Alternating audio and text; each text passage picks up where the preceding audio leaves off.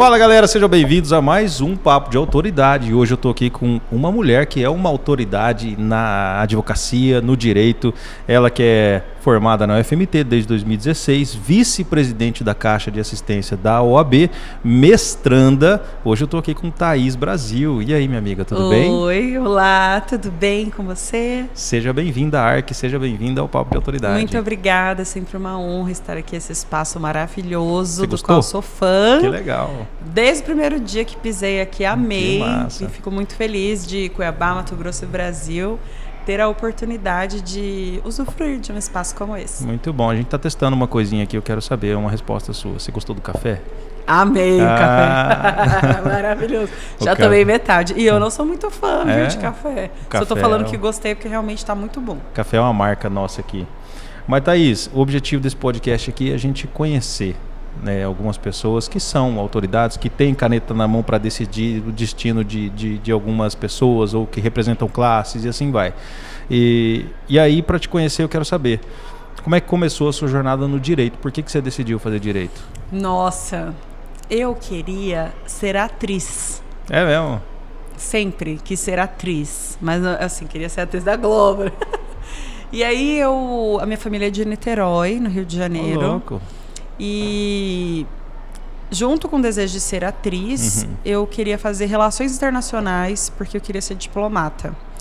E na época, eu acredito que até hoje exista essa ideia, quando você quer ser diplomata, ainda que você possa ter diversas formações, direito o curso, Relações Internacionais é um curso que é como se fosse assim, o melhor cursinho para você poder atingir a carreira. Só que eu queria muito ser atriz. E aí eu pensava, bom, talvez se eu estudar no Rio de Janeiro, eu consiga conciliar os dois estudos, tanto de relações internacionais, mas posso fazer ali um tablado, um curso, né, de formação específica. Começar a aparecer na Globo. Era muito sonhador. E aí, na época, uma prima minha, que inclusive hoje é uma grande defensora no Rio de Janeiro, falou, olha, Relações Internacionais é um curso maravilhoso, mas talvez, adolescente, né? Talvez direito possa te dar uma amplitude maior de possibilidades. Portas, na época a gente achava que isso era balela, mas é um fato, né? E aí eu passei pro curso de Direito, e meu pai também foi um grande advogado, era uma inspiração. Eu queria fazer algo da área de humanas, assim. Mas eu não tinha esse desejo, eu quero ser advogada, eu penso nisso especificamente, esse é o meu objetivo. Não, era uma coisa... Eu fui chegando e fui aceitando também, não foi uma coisa tão aleatória, uma coisa que meus pais determinaram que eu fizesse aquele curso. E aí, na época, eu passei no curso, né, para poder fazer o curso de Direito. Isso no Rio? Não. Aí você já estava... Aqui.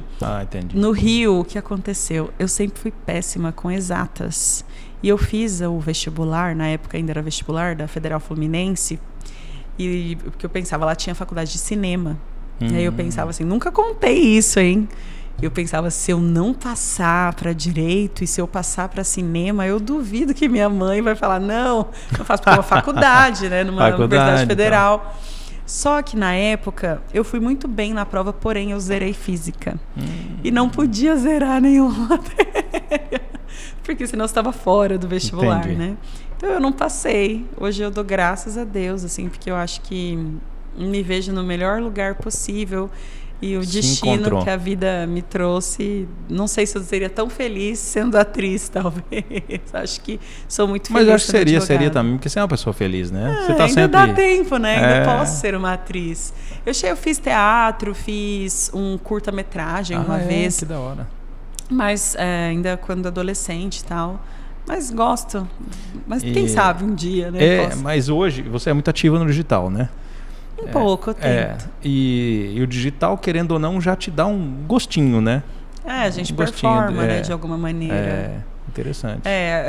Muito do que eu aprendi no teatro também é muito útil para mim hoje na advocacia, seja numa sustentação oral, numa audiência, você aprende muito. Comunicação, né? A comunicação do teatro é impecável. Então eu gosto, quem sabe, ainda posso ser atriz, né? Se você quiser fazer um convite para mim, me chame. Fazer uma ponta, né? Num curto e tal. Vai que... Vai que cola, né? E aí no direito você enveredou para qual área? Olha, no direito, de imediato, eu atuava muito na área trabalhista. E eu amo ainda. Só que o que aconteceu? Desde sempre, desde quando eu estudava, eu sempre fui muito militante em prol do direito das mulheres. Então, independentemente do que eu fosse escolher como profissão, desde a faculdade eu sempre pesquisei muito todas as questões relacionadas às mulheres, então direito das mulheres, as questões relacionadas à violência doméstica, né? Enfim, a gente sabe que a realidade das mulheres no Brasil é uma realidade e de Mato muito Grosso delicada, principalmente, né? Principalmente. Então eu antes de querer ser advogada, eu já estudava muito as questões relacionadas às mulheres. E aí eu comecei atuando muito no direito trabalhista, primeiro porque era uma matéria que eu amava, segundo porque meu pai foi um grande advogado trabalhista, então assim era uma inspiração para mim. Eu cresci assim ouvindo. Como é o nome do seu pai? Meu pai é conhecido como Brasil, mas é Carlos Henrique Brasil. Então, eu ia te mas todo mundo chama Dr. Brasil. Então eu ia te perguntar do Thaís Brasil, é por causa dele. Da minha família paterna, minha família. Mas é o sobrenome? Da minha família, Brasil. Que da hora, eu achei que se fosse algum tipo aí, você é atriz e tipo tal, já meteu um nome artístico e tal. Não, a minha família inteira é Brasil. E você assina Brasil? Assino Brasil, Brasil que com honra, Z. hein, cara? Sim, eu amo. Com Z? É porque a época, quando meu tataravô ganhou o nome, Brasil ainda se escrevia com Z. Então, a época, Brasil era com Z. Ele tinha... e você deixou eu escrever errado aqui? Você não tinha visto? Eu não vi. Vamos corrigir. E aí, à época, existia um outro homem com o mesmo sobrenome do meu tataravô na região. E o meu tataravô era um homem muito honrado, um homem assim, muito honrado. E o outro homem não era tão honrado. Me parece que ele cometia alguns crimes na região e tal. E aí o meu tataravô conseguiu mudar o nome, recebeu esse sobrenome Brasil. À época, Brasil se escrevia com Z e a gente mantém. Que tem outro familiar meu que acho que no cartório corrigiram, sabe? Mas a gente mantém o Brasil com Z. Que legal, que bacana. Você se sente honrada de assinar o nome do seu país? Eu amo. E justifico que não é um Brasil americanizado, é porque é um Brasil antigo. Antigo, tradicional, né? Quase que colonial ainda, né? Que da hora. Por isso que eu mais gosto muito, eu amo. E aí a gente está falando sobre a área do direito. Isso. E aí o direito trabalhista, então, meu pai também era uma inspiração, eu gostava muito da matéria. E à época, logo quando eu me formei, eu tive a honra de poder trabalhar junto com o Dr. Emanuel, que hoje é o meu sócio, mas à época era um advogado parceiro. Então, ele é para mim, hoje, a maior referência de direito do trabalho em Mato Grosso. E à época, eu, começando, né, ele me deu uma chance, tipo, pode vir trabalhar aqui. Então, também coincidiu de ser a área que ele também trabalhava. E aí, houve um período, e eu nunca me desvencilhei dessa imagem de defensora das mulheres. Então, eu sempre dei palestras sobre o assunto, sempre fiz muitos posts sobre o assunto. Então, muitas pessoas, às vezes, nem sabem qual área com a qual eu atuo, mas sabem que se uma mulher está precisando de ajuda, de auxílio, de apoio, pode contar comigo, o que é um fato. Que legal, que bacana. E na época da pandemia, e assim, infelizmente, junto com mulheres violentadas, costuma vir divórcio. Então, que bom, né, que a mulher, ela infelizmente está sendo violentada, mas que bom que ela não opta mais por manter aquele relacionamento. Então, é muito comum que nos casos de violência doméstica também apareça a necessidade do divórcio. E aí houve um período da minha atuação em que eu recebia muitos casos de mulheres violentadas e que também precisavam do divórcio. E hoje eu atuo majoritariamente na área de família e sucessões, juntamente com o meu sócio. Então, o nosso escritório faz cível e trabalhista, muito foco no empresarial também, a gente faz muita assessoria de empresas, mas assim, eu sozinha especificamente cuido muito de famílias, majoritariamente das mulheres. Então, hoje, a área assim, que eu atuo sozinha, que eu cuido, que é a área assim, do meu coração, é a área de família e sucessões, mas com perspectiva de gênero, com foco na defesa de mulheres. Eu não atuo para homens, atuo para bons homens, para homens que estejam bem intencionados e que não estejam procurando o judiciário para perseguir a mulher ou para reduzir a pensão sem nenhum tipo de fundamento. Então, assim, bons pais que querem conviver mais com os filhos. Resolver algum problema, colocar as coisas em ordem. Então, né? assim, não tenho esse... Eu tenho uma melhor atuação, sou profundamente especializada. O coração ali esquenta pelas mulheres. Mas, né, assim, bons pais que chegam até o meu escritório, é então uma eu seria honra poder atuar. Que ótimo, que ótimo. Só não vou ser, porque graças a Deus não vou separar, que então bom, tá tudo então bem. Não. Mas deixa eu te falar uma coisa. Eu posso te fazer uma pergunta? Claro. Eu sou movido por marketing, gosto muito dessa área. E no marketing, para a gente fazer marketing, a gente sempre procura o propósito, o porquê, né? O que move. E aí eu quero te perguntar, quando você deixa muito claro essa questão do gênero, da mulher, da violência, onde que surgiu esse desejo, onde que acendeu essa chama de você fazer essa defesa, de encontrar essas mulheres, acolher? Olha, eu falei muito bem do meu pai, mas eu sou uma filha de mãe solo, assim, o meu pai, isso não é segredo, meu pai foi um pai ausente, foi um pai que deu um pouquinho de trabalho para minha mãe, então eu sou filha de uma casa de mulheres, assim, a minha mãe é uma mãe guerreira, batalhadora. Então eu acompanhei a minha mãe lutando muito. Minha mãe conseguiu muitas coisas através do judiciário. É filha de uma outra mãe solo, que é a minha avó. Então eu acho que indiretamente eu sempre aprendi sobre a força das mulheres e sobre também muitas das injustiças, né, que as mulheres passam. E eu acredito que ainda que eu não tivesse vivido isso dentro da minha casa, não precisa olhar muito longe para verificar a realidade do Brasil, né? Então eu sempre tive esse exemplo dentro de casa e também hoje eu entendo que eu observei o quanto o judiciário auxiliou muito a minha mãe.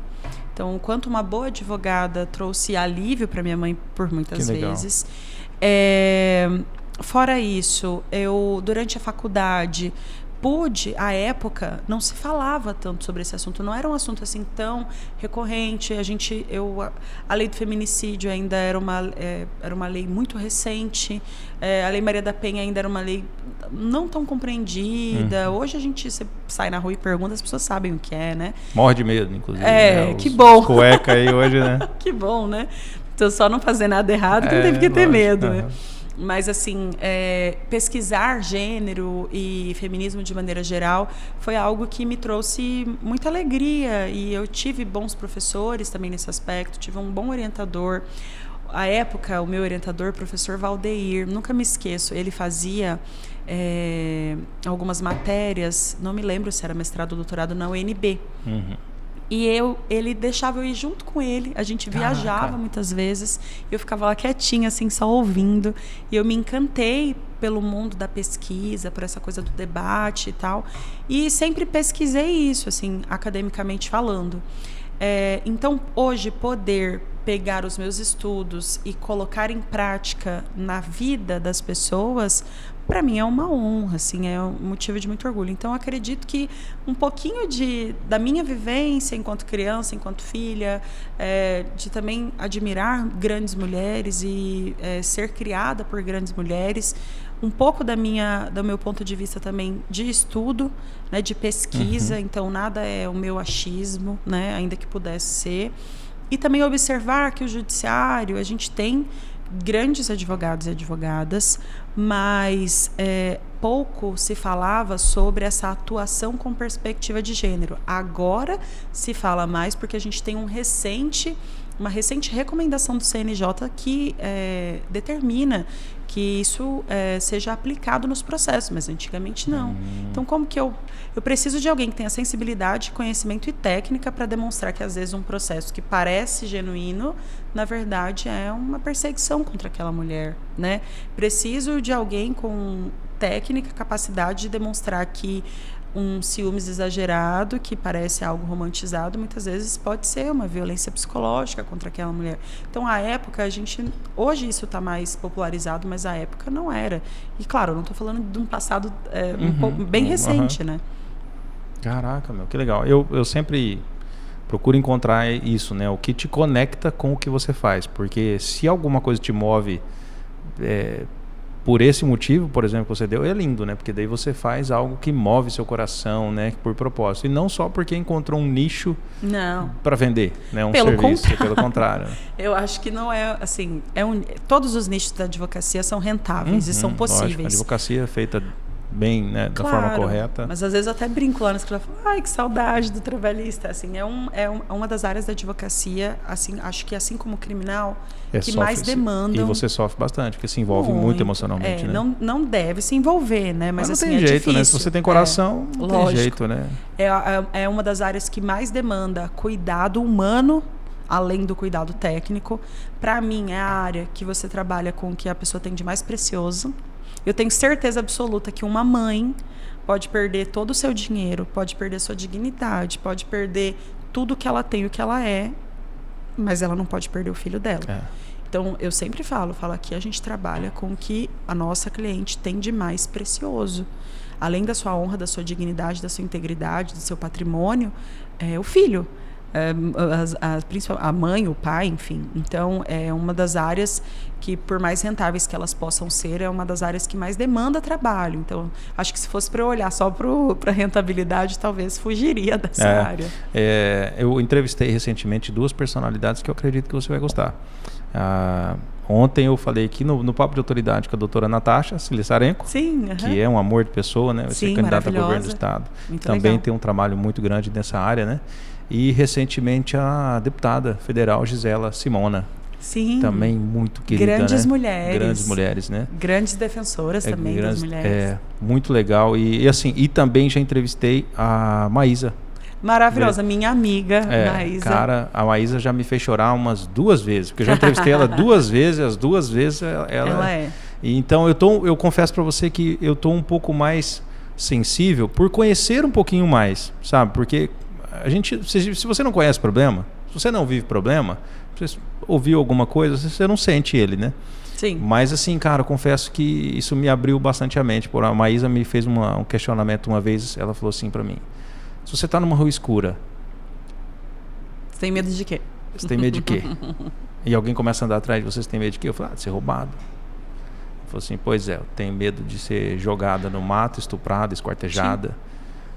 E nessa hora eu não conseguia nem falar mais, assim, entendeu? Porque eu já estava assim, baleado, entendeu? Baqueado. E aí mexeu muito comigo. E aí eu entrevistei também a doutora Patrícia Araújo. Você conhece a Patrícia Araújo? Foi candidata a vereadora também. Ela faz um trabalho com crianças. Que legal. Crianças que sofreram violência. Cara, meu Deus do céu, Thaís. Gente, é a parte assim, mais vulnerável que existe. Não, Thaís, esse dia atrás a minha esposa foi levar as crianças ali no Sesc, Arsenal ali, e na hora que ela estava saindo, ela estava perto do carro, escuro, sozinha, com as 2 crianças, uma de cada lado. Cara, ela falou que ela não viu, mas surgiu um homem, parou na frente dela e falou assim, e aí, moça, a senhora tem um dinheiro aí para mim? Cara, ela falou assim, amor, eu não sei, eu travei, eu não sabia nem o que fazer mais. Então, tentando me colocar numa posição como essa, cara, eu consigo pelo menos ter uma ideia do medo, do terror, né? É horrível. Cara... E a gente vive 24 horas assim. Porque se você parar para analisar, uma rua escura a gente evita. Mas os dados, isso não é a minha opinião, os dados no Brasil demonstram que a violência sexual e física contra crianças e contra mulheres, ela acontece majoritariamente dentro de casa. Exato. Geralmente são os maridos, os pais, os avós, enfim. Então, e começa desde a infância, né, cara? Desde a infância. É uma infância roubada. É uma pessoa que nunca mais... Será mesmo, né? Não, nunca. Não tem como. Você pode fazer todas as terapias. É impossível. Então, é um tipo de... meninos e meninas, né, são vítimas. Mas, assim, é um tipo de realidade. E isso é o privilégio. É você... Imagina, às vezes a gente está 24 horas só preocupada com isso, o quanto que isso me gasta de emoção, de nervosismo, etc. Que às vezes uma mente tranquila pode estudar, descansar, enfim, não sou psicóloga, né? Não entendo muito, mas é um fato. Caraca. Eu tenho filhos também, né? Tenho uma menina de 6 aninhos e um menino de 2 anos. Cara, e aí o esforço que a gente faz para guardar essa pureza, né? Guardar essa... blindar, né? Os filhos é complicado, cara. E são 2 desafios. Você criar uma moça protegida, mas também criar um bom homem para a sociedade, né? Um homem que... E não é... E assim... É a estrutura. Você pode dar a melhor criação do mundo para ele.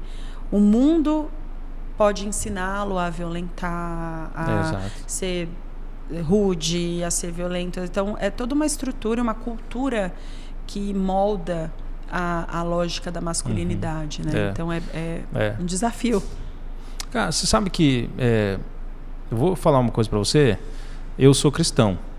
Sou cristão, vou na igreja e tal. Eu sou um cristão, assim, praticante mesmo, entendeu?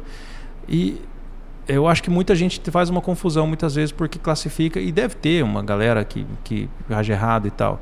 Mas eu tenho para mim que a igreja, pelo menos da forma como eu vivo o cristianismo, tenta forjar homens bons. Claro. Entendeu? É lógico que tem, né, lugares, tem ambientes diferentes, tem denominações diferentes que bagunça tudo.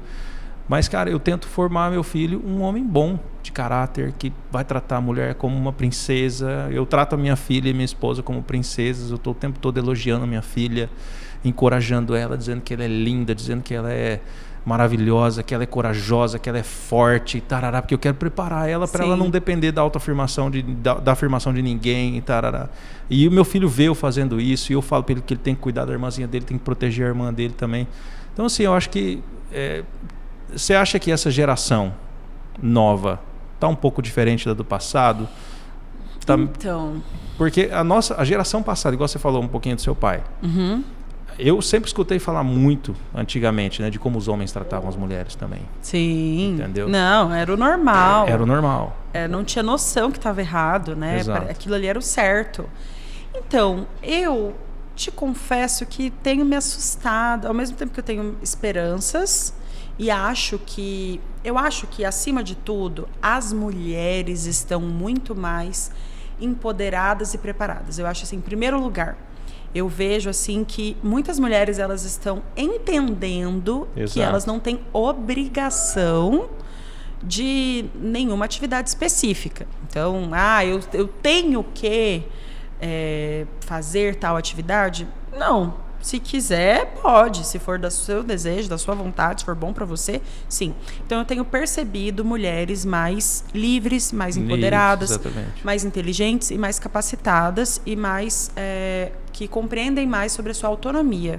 E a autonomia para, se quiser, cuidar dos filhos e da casa e do esposo, ou se quiser ser solteira, independente. Quiser. Perfeito. E eu tenho certeza que muito dessa independência e desse empoderamento está diretamente ligado, infelizmente, com o aumento do número de violência contra as mulheres. Justamente porque você tem, não estou dizendo que justifica, mas assim, pela lógica isso está interligado, porque você, por exemplo, tem casos de violência doméstica que o homem agride a mulher porque ela não fez a janta. Porque tá com uma roupa diferente, né? Então, assim, coisas pequenas, né? Não que exista pequeno ou grande para ser violentada, né? Qualquer violência, né? Isso. É uma violência. E eu acho que nisso também muitos homens estão compreendendo essa perspectiva de independência e tudo mais. Porém, e tem uma pesquisadora que chama isso de backlash. Então, sempre quando você tem um grupo da sociedade, uma camada da sociedade vulnerabilizada que avança em relação aos seus direitos, há sempre um movimento contrário na mesma que vem intensidade. na mesma Terceira intensidade. lei de Newton, né? Perfeito. Eu acho também, a gente tem aí o Red Pill, não sei se você já ouviu falar. Já ouviu falar. Ao mesmo tempo em que eu vejo, sim, que os meninos estão mais independentes. O Red Pill é um movimento de homens que, na verdade, eles não usam esse termo, mas que tem ódio às mulheres, né? Não é Meio, é uma coisa tem assim, todo né? um padrão, que a mulher tem que ser assim, que a mulher tem que ser... Que é uma perspectiva bem antiga. Eu escutei, cara, confesso pra você que eu nunca nem entro nesses... São conceitos atrelados a mulheres, como se essa mulher é boa, essa mulher é ruim, mas também conceitos... E aqui, repito, eu não sei, posso estar errada, tá? Tô falando o que eu tô lembrando. E são conceitos que estigmatizam as mulheres, que objetificam as mulheres, são conceitos voltados a relacionamento. Tem uma série maravilhosa, inclusive indicação, que é a série Adolescência, que ela fala muito sobre isso. Então tem muitos meninos jovens que estão se apegando a esses conceitos que me preocupam um pouco, que eu acho que, não sei dizer se eles são maioria ou minoria, eu acho que são minoria, mas a gente precisaria de um estudo para que eu pudesse afirmar isso, mas acho que melhorou. Eu soube até que está voltando o movimento nazista muito forte. Pois é.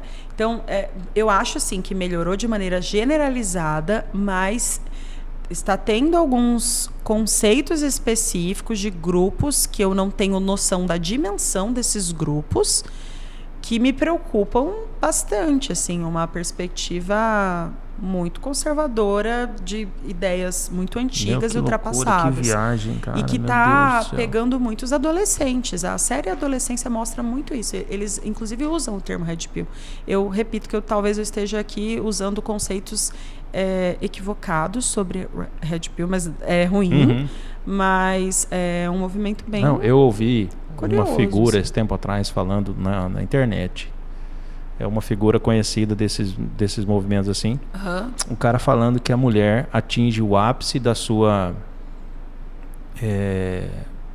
função reprodutora aos 14 anos. Ai, Deus me livre. E que aos 14 anos seria o momento ideal para ela ter filhos. Que isso, gente? Cara, eu juro, eu estou escutando isso em 2025, gente. Pois é. Então, eu acho sim que a gente avançou de forma geral, mas os dados estão aí. Se você pega os casos de feminicídio, por exemplo, não são idosos que estão matando. Não estou dizendo que não tem idosos, mas se você pegar todos os casos de feminicídio esse ano de Mato Grosso, você vai verificar que são casais jovens, né? E essa criança que está ali acompanhando, que está vendo os casos de violência doméstica como um todo. A violência doméstica ela é muito ampla, não é só bater na mulher. Então, eu tenho um pouco de preocupação, sim. Eu acho que tá um pouco perigoso. Eu só não sei dimensionar. A gente acha que está melhorando, aí você já vem com uma notícia que já me assusta de novo. Mas nós temos esperanças, né? Dá para melhorar sempre. Tem que melhorar, né? E qual seria o caminho? Endurecimento de leis, cultura... Você estuda políticas nesse sentido? Sim, também? É um pacote. Eu penso que o endurecimento de leis, principalmente considerando o sistema carcerário no Brasil hoje, ele é inútil, porque tudo bem, pode ser que o homem tenha medo, né, de fazer aquilo, porque a lei não é tão branda. Eu acho que o endurecimento de leis pode ser, sim, uma opção, mas ela não é a solução. Talvez seja a última das soluções. A gente precisa, principalmente, cuidar das nossas crianças e adolescentes. E a gente sabe que é através da escola. Não só da escola. Hoje as redes sociais fazem parte da nossa vida. E a gente tem um recorte da população, principalmente de adolescentes, quase que o dia todo nas redes sociais. Eu não estou dizendo que isso é um problema ou deixa de ser, porque eu não tenho competência para afirmar isso, mas a gente não tem um mínimo de filtro do que está nas redes sociais. Então, qual é o conteúdo adequado para um adolescente no TikTok, no Instagram, no YouTube?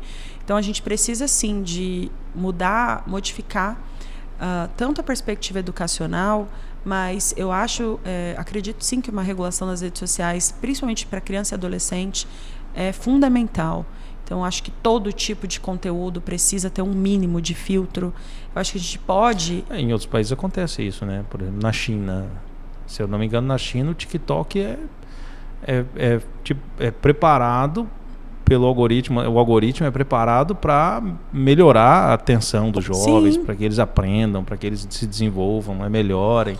E aqui é banalizado, né? Eu acho que a gente tem saídas muito pontuais que podem ser extremamente eficazes, principalmente na educação. A gente pode ter uma semana de conscientização, treinamentos, matérias específicas. E você não vai ser candidata à política em nada para propor leis? Não tenho, por hora não tenho nenhum projeto assim próximo. Tem que se levantar nesse sentido. Não vou dizer para você que nunca isso pode acontecer. Então, sua amiga Maísa já vai ser candidata a deputada. Tomara que seja eleita. Ela já pode te apoiar para vir candidata a vereadora já na próxima, já faça minha candidata a vereadora.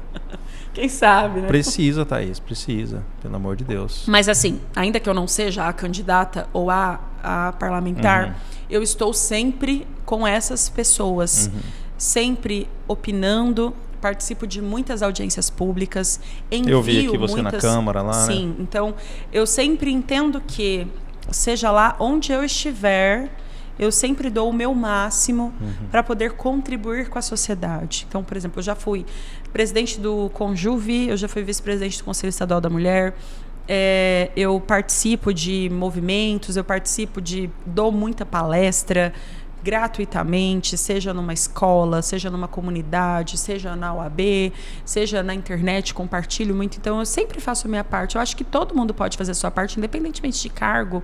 Eu sei que na política a gente talvez seja mais eficaz. Mas troco muita ideia com a Maísa. A Maísa é um exemplo disso, né? Dou muitas sugestões, participo, estou sempre lá. Então, acho que a gente pode auxiliar quem já está eleito a ter boas ideias, intenções, tirar dúvida. Estou sempre à disposição. Thaís, normalmente as mulheres que te procuram têm passado por que tipo de... O que você mais vê assim? Fala, gente, isso é ridículo e é o que mais acontece. Olha, nos meus casos, e acredito que pelo recorte social, né? Talvez se a gente perguntar para a defensora pública, ela tem uma outra resposta. No meu escritório, a gente tem muito caso de violência patrimonial, violência psicológica e nós chamamos isso de violência vicária, que é o uso, violência processual e vicária, o uso do judiciário e do processo para perseguir aquela mulher. Então, por exemplo, eu tenho um caso de uma cliente que ela tem acho que mais de 10 processos. Então, assim, na verdade não é uma, né? Infelizmente tem vários casos assim. Então, hoje, isso é uma coisa que eu venho alertando muito e tentando conscientizar os pares. O judiciário está sendo utilizado como instrumento de perseguição. Porque um processo em si, ele já traz muita... morosidade, burocracia. É difícil. O processo de família é uma das coisas mais terríveis que existem. E a mulher normalmente é a parte mais frágil. Lógico. Vai ter o advogado mais barato e tudo mais. Não, né? Não necessariamente, mas assim, ela vai gastar com advogado, ou mesmo que ela não gaste com advogado, que ela procura defensoria, é tempo, é audiência, é preocupação, é relatório. E aí, às vezes, utiliza-se do processo para tentar, por exemplo, modificar uma guarda, modificar uma convivência, mesmo que o homem talvez não vá conseguir, porque não tem direito, dependendo do caso. Isso eu estou falando de forma generalizada, só o medo de perder, o medo daquilo, dessa exposição, é horrível. É horrível, né? Então, assim, tem muitos casos da utilização da máquina do judiciário como meio de perseguição às mulheres. Thaís, eu vi uma vez eu advoguei num processo, o cara largou da mulher, arrumou outra mulher, ele era muito rico. E aí, o que eles fizeram? Essa mulher também era advogada, os dois eram advogados. E eles começaram a prejudicar a esposa dele. O cara comprou um carro financiado, deu uma Pajero de 300 e poucos mil para ela, financiada no nome dela. Ela foi para casa da mãe dela, ele foi lá e pegou o carro. E o carro financiado no nome dela. E a dívida ficou para ela. Cara, ela ficou, sem brincadeira, 10 anos se vendo para pagar a parcela do carro. E o cara falava que não tinha sido ele que tinha pegado o carro. O guardinha da rua disse que era ele que tinha pegado o carro. Enfim, ele falava que não tinha pegado o carro, que alguém tinha roubado o carro e esse carro nunca apareceu. Depois de 10 anos, aí foi quando ela nos procurou porque ela achou o carro. Ela estava andando aqui em Cuiabá e ela viu o carro, reconheceu o carro. Aí ela parou, chamou a polícia, mostrou o documento para a polícia, falou, esse carro é meu, foi roubado há 10 anos atrás, eu tenho boletim de ocorrência, eu tenho tudo. E aí a polícia viu placa, viu o documento, viu o processo, viu tudo e falou, esse carro é dela mesmo. E aí abriram o carro, chamou o chaveiro, abriram o carro, descobriram com quem estava o carro, tinha um documento da pessoa, que era outro advogado, que estava com o carro. Enfim, o cara tinha pegado o carro mesmo, estava com uma pessoa conhecida dele. E aí foram tudo para a delegacia. Cara, você não tá ligada o que aconteceu. Ela estava lá na delegacia, a mulher lá também, passou um pouco, chegou o ex-marido dela. Entrou na delegacia, foi direto falar com o delegado e saiu com a chave do carro. Ele falou, isso aqui é um problema de família, tal, doutor. Não se mete, essa mulher é maluca, tal.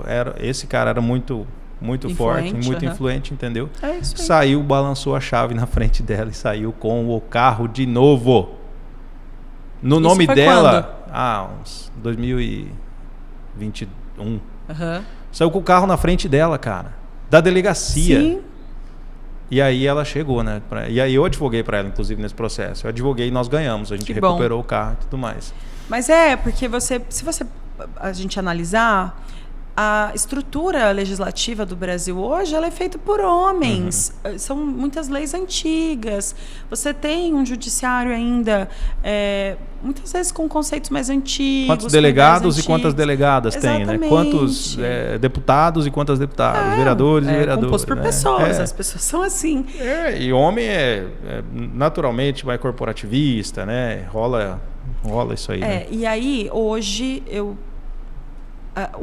a violência patrimonial talvez seja a principal, porque você tem pessoas mais abastadas e assim, de todo tipo que você imaginar, e são violências que muitas vezes a mulher não consegue entender que aquilo é uma violência, acha que faz parte, mas é porque é assim, e porque eu penso que pessoas que são mais instruídas já conseguem entender que não, sabe bater que pode, que é uma violência pode, física, exatamente. mas às vezes não entende que fazer dívida no nome dela é uma violência, não entende que confiscar o cartão é uma violência, não entende que controlar é uma violência, porque ainda são conceitos que agora que estão sendo explicados à sociedade. Então, hoje, no meu escritório, nos casos que eu acompanho, violência psicológica e física estão em primeiríssimo lugar. Desculpa, física não, patrimonial. Em primeiro lugar. E digo com tranquilidade, a violência psicológica é uma das piores, se não a pior de todas elas. Porque você acaba com a vida da pessoa, você acaba com a autoestima da pessoa, você acaba com o brilho da pessoa, você acaba com a dignidade da pessoa. E todas as violências são ruins, mas talvez um tapa, um soco, a pessoa consegue se recuperar daquilo com mais facilidade. Agora, uma violência psicológica que às vezes se arrasta por anos, não vai ser tão simples também de ser, né, revertida ou curada. Meu Deus. Todas as violências são péssimas, que isso fique claro. Todas devem ser abominadas. Mas a violência psicológica, eu entendo que é uma das mais graves. E os dados mostram que as mulheres que foram vítimas de feminicídio, a violência anterior que ela sofria, geralmente era a violência psicológica. Então, não necessariamente antes ela apanhava. Não existe essa ideia de que primeiro ela sofre violência psicológica, depois ela apanha, depois o feminicídio. Não necessariamente. Em muitos casos, está documentado que ela antes sofria a violência psicológica. Muitas vezes aquela perspectiva de controle, de ele é muito ciumento, ele é muito controlador, ele é muito bravo, ele é muito isso, muito aquilo. E às vezes é essa ideia desse controle excessivo, e a mulher culturalmente aguentava tudo, né? Porque aprendeu, né? Aprendeu que isso é amor. Eu lembro da minha avó, minha tia se separou. Olha, um cidadão, meu Deus do céu. O cara trabalhando em outra cidade, simplesmente postou no Facebook a nova mulher. Tá ligado? Sem nenhuma explicação. Tipo assim, postou os 2 filhos, ninguém entendeu, 3 filhos. Ninguém entendeu nada. Tinha até filho. Casamento de 20 e poucos anos. Sei lá, muitos anos. E simplesmente ele ficava muito fora, na outra cidade onde ele trabalhava, postou a nova família. E aí a minha avózinha, que hoje já é falecida, ela achou um horror a minha tia, né, irmã da minha mãe, arrumar uma outra pessoa. Ela falou, não, você não pode mais arrumar ninguém. Não pode porque mais. aprendeu, né? Não pode mais, tarará. E ainda falava, defendia ele ainda, que ela tinha que voltar com ele. Então, cultura, né, cara? E o que eu digo para todas as mulheres... ninguém se casa com um monstro, né? A gente nunca se casa achando que isso vai acontecer, ainda que a gente possa ter sinais. Todo mundo casa na lua de mel, né? Tá tudo maravilhoso. De todos os tipos de violência que uma mulher sofre, ela, quando consegue identificar e sair disso, se ela não tiver independência financeira, a independência financeira é o maior problema. Uma mulher que não é independente financeiramente... agrava tudo, né? Não, ela vai sofrer uma outra violência. Porque como que ela vai sair de casa? Vai pra onde? Porque às vezes não tem não tem família. Vai pra onde? Com que dinheiro? Meu Deus. Tem mulher que não tem, às vezes, o dinheiro do ônibus pra sair da casa. Não tem o dinheiro do ônibus pra ir na delegacia. O cara sabe disso, né? Ele fala assim, não vai ter o que fazer. Lógico, porque é a maneira de deixar essa mulher ali presa. Então, hoje, a maior liberdade que uma mulher pode ter... Esses dias eu ouvi um vídeo, a gente estava falando aqui muito de redes sociais, estava vendo um vídeo de uma mulher falando assim, você tem que ter o dinheiro do não. O que é o dinheiro do não? É o dinheirinho... Viajei com o meu marido, ou com o meu namorado, com um crush. Percebi que entrei numa enrascada. Eu tenho que ter, no mínimo, mesmo que ele pague tudo, o dinheiro da passagem para voltar, se precisar vir embora. Tá bom, eu não trabalho, eu não tenho renda, tal, eu tô casada, essa é a minha escolha, é o que eu quero pra minha vida, é o marido que trabalha, que bota dinheiro em casa. Louvável, tudo bem. Se eu precisar ir embora amanhã daqui, e pelo menos ter um dinheiro assim para pagar 6 meses de aluguel, tenho? Mas eu não trabalho. Tudo bem, você pode fazer um acordo com seu marido para ele te pagar um valor mensal e você fazer uma poupança? Você pode... negociar para que seja colocado um valor na sua... mas nem eu tenho dinheiro, nem ele tem dinheiro.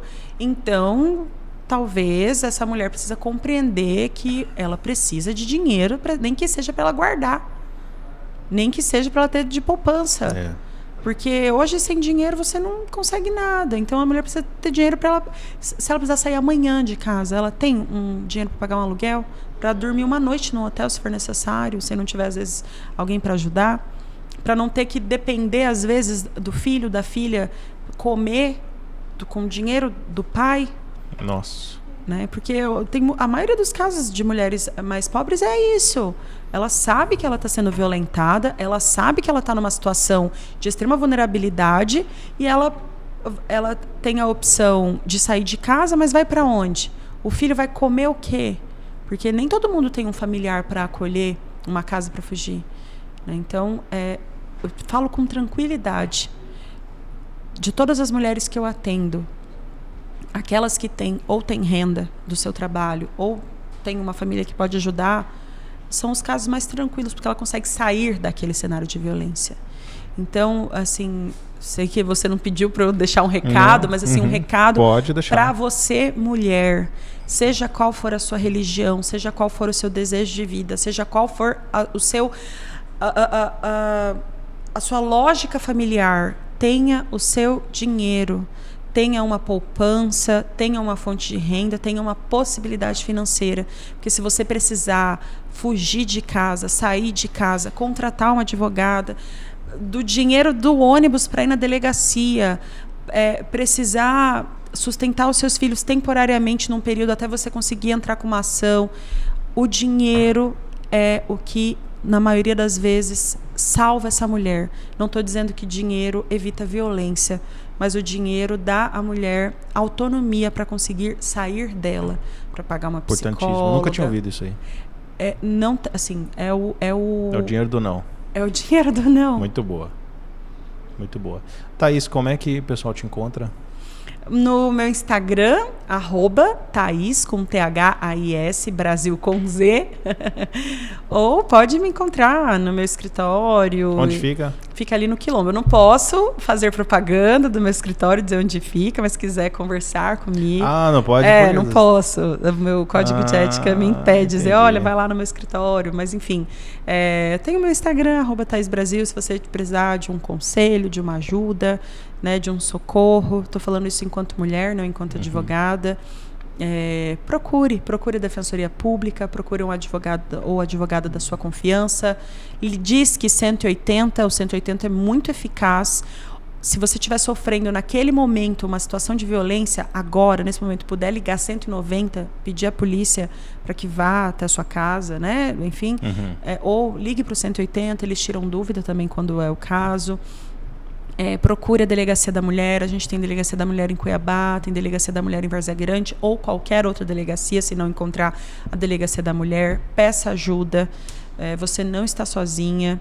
E a gente tem muitas leis que são eficazes e amparam a mulher. A Lei Maria da Penha é maravilhosa. A estrutura do judiciário para o acolhimento das mulheres é muito boa, é muito eficaz. E denuncie. Há sempre saída, há sempre esperança, há sempre um caminho e há dias melhores, né? Ficar em uma situação de violência, né, é tudo menos amor. Muito bom, Thaís. Quero te agradecer por participar agradeço. do Papo de Autoridade. Com certeza é um conteúdo valiosíssimo. Muito vai ficar aí para a eternidade. Obrigada, estou sempre à disposição. Nós também aqui, tá? E parabéns. Valeu, obrigado. E é isso aí, galera. Para você que assistiu esse podcast, ele acontece aqui na Arc Assessoria Digital. Então, para você que quer gravar um vídeo, gravar um conteúdo, tirar fotos, aqui é o seu lugar. Aqui a gente faz do marketing, a produção audiovisual, tudo que você precisar. Tráfego pago. Posso dar uma opinião pode, de cliente? Claro. Eu vim aqui recentemente e eu não conhecia a estrutura. E assim, na correria, eu acho péssimo, você tem que procurar um profissional e tal. E você chega aqui, você grava na hora o conteúdo. Eu já gravei na hora o conteúdo, já me entregaram editado, já postei, foi um sucesso e eu amei, assim, a experiência real de cliente. E eu amei, já divulguei para todo mundo. Venha conhecer bacana. A estrutura é maravilhosa, segura, com estacionamento do shopping, né? Maravilhoso. Maravilhoso, isso é bom, né? Maravilhoso, eu amei, gente, de verdade. E aqui é um ambiente seguro, né? Sim. Para as meninas, eu falo isso porque a gente tinha algumas clientes, dos meninos que tinham um podcast, e elas falavam assim, a gente ama vir aqui porque a gente se sente tão segura, tão à vontade, porque tá num shopping, tá num ambiente seguro e tudo mais. Aqui é maravilhoso. Então tá bom. Obrigado, Thaís. Obrigado a vocês que nos assistiram aí, que vão assistir. E acompanha aí a Arc, acompanha o Papo de Autoridade. Até mais.